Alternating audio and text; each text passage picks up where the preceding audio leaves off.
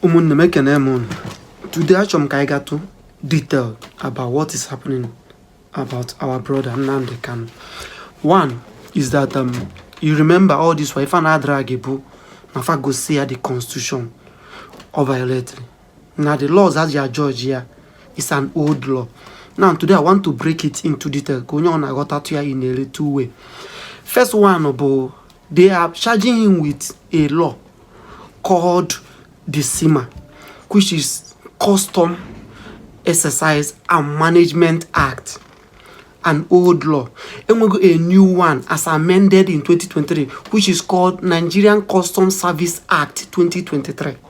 So the old one, which is that SEMA, exist, which talks about how you will export or import something to Nigeria, even the movement of persons. So exist. Nyamoje insist go sim this section of this thing in I charge him now. They couldn't. That's the first part. Then the second part is the Terrorism Prevention and Prohibition Act of 2022, enacted by Buhari. Let me explain this one. If you notice, there was a time Agabo HD a terrorist, which is a Boko Haram member. Apoji and a court, all pleaded guilty. With no repent to go submit you to the security, they will radicalize the person and reintegrate him into the society instead of charging the person for terrorism. Do you understand it? So they are trying to charge Nnamdi Kanu according to the old one, which says as a terrorist. Nigeria talking anything minimum 20 years.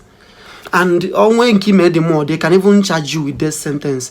But this new one now is giving a safe corridor, which is area. Do you get now? They can forgive you if you plead guilty and want to be de-radicalized.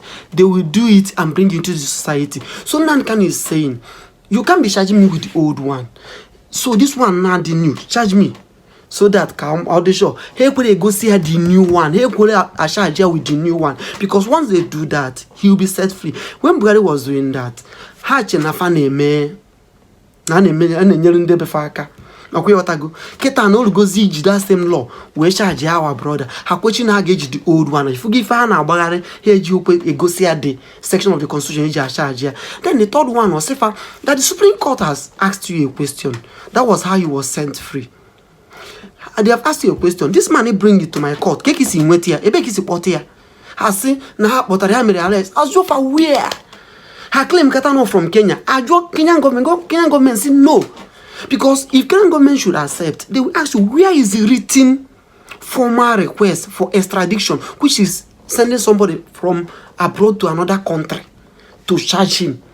There was no written note or order for extradition, so they can't back it up. So the Supreme Court will see, you can't kidnap somebody and bring the person to my court to judge. You have to give account of where you arrested this person, what and what has this person done.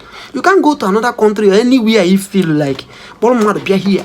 It's not done. So set this guy free and let him go.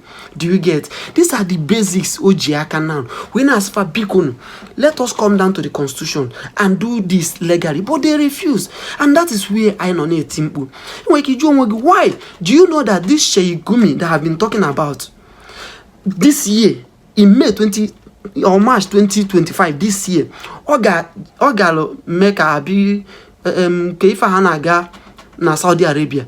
The Saudi Arabian government reject Yaya. Send her back as a security threat to their country. Now in Nigeria on a grant interview and he's free. The job if I quote this Amendment Act, this Terrorism Prevention and Prohibition Act 2022 by Buhari. But one night working now charge is here with old law, which is what we are actually saying. What is good for the goose is also good for the gander. You can't treat these people like this and treat the other people like that. It's not done.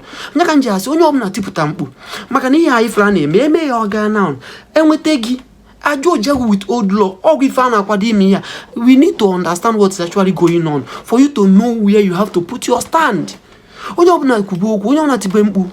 Because now by next week Thursday, thank God that the legal team of Nnamdi Kanu is mounting so much pressure. I'm happy about that. But we need to do more. We need to do more. Because the less we do, the more they are this this thing. I could go many things in the past. So now, their hands will be forced to do the right thing. Because if I do the right thing, charge this person accordingly. Charge this person accordingly. Charge the person with the current constitution of Nigeria. Or the too much or too hard to ask for. Ogwukwako ham nonu, o nwere ntanya nuru, onurube nwanne ya agbakwa n'ọsọ.